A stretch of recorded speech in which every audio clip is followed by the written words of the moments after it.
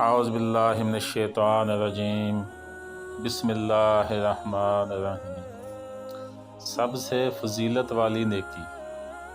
حضرت ابو ذر رضی اللہ تعالیٰ عنہ کہتے ہیں، میں نے عرض کی یا رسول اللہ صلی اللہ علیہ وآلہ وسلم مجھے کوئی وصیت فرمائیں۔